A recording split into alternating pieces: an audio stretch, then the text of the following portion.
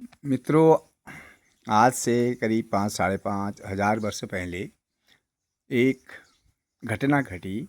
उस घटना ने यजुर्वेद को 2 भागों में विभक्त कर दिया। उस समय एक ऋषि या गुरु या गुरुकुल चलाने वाले महामुनि थे वैशंपायन। तो उनके सबसे मेधावी विद्वान शिष्यों में एक शिष्य थे याज्ञवल्क्य। यह तेजस्वी महागर्वीले थे। एक समय की बात है कि मुनि वैशंपायन को ब्रह्म हत्या का दोष लग गया, ब्रह्म हत्या का पाप लग गया। अनजाने में उनसे अपने भांजे की हत्या हो गई थी। तो उन्होंने अपने शिष्यों से कहा, सब शिष्यों से कहा, यार मुझे ब्रह्म हत्या का पाप लग गया है, इसलिए आप लोग प्रायश्चित करो मेरे लिए। तो याज्ञवल्क्य ने गुरु से कहा, बड़े गर्व से, बड़े घमंड से कहा कि मैं ही प्रायश्चित कर सकता हूँ। गुरुजी, ये अन्य शिष्यों की क्या आवश्यकता है और शिष्यों की जरूरत ही की है, क्यों क्या है? आप इतने शिष्यों से क्यों कह रहे हैं? मेरे को बताओ, मैं करता हूँ। तो याज्ञवल्क्य के इस अहंकार से क्रोधित होकर वैशंपायन ने उन्हें तुरंत आश्रम छोड़ने और उनसे सीखी हुई सारी विद्या यजुर्वेद वापस करने, उगल देने की आज्ञा दी। तो याज्ञवल्क्य, तो अब क्या हो सकता था? गुरु की आज्ञा थी, मानना जरूरी थी। तो याज्ञवल्क्य ने योग शक्ति से सीखी हुई जो विद्या थी उसको ठोस रूप में, भौतिक रूप में उगल दिया, वमन कर दिया। तो वमन की हुई विद्या भूतल पर बिखर गई।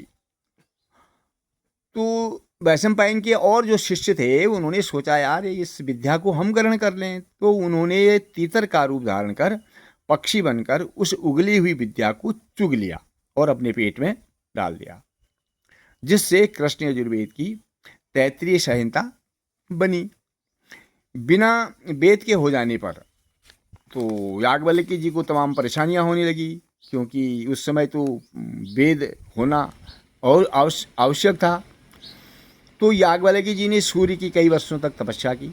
उनकी तपस्या से सूर्य भगवान प्रसन्न होकर सूर्य ने बाजी, घोड़े का रूप धारण कर उन्हें ज्ञान दिया।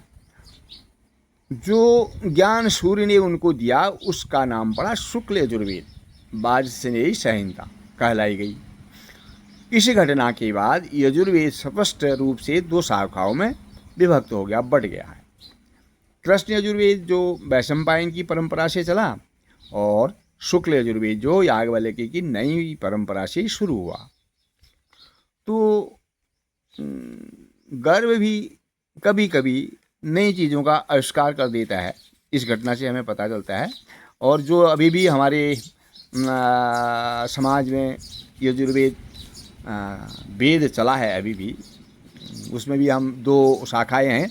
एक दक्षिण भारत में कृष्ण यजुर्वेद और उत्तर भारत में शुक्ल यजुर्वेद वेदी हैं, हम लोग हैं। इसलिए यह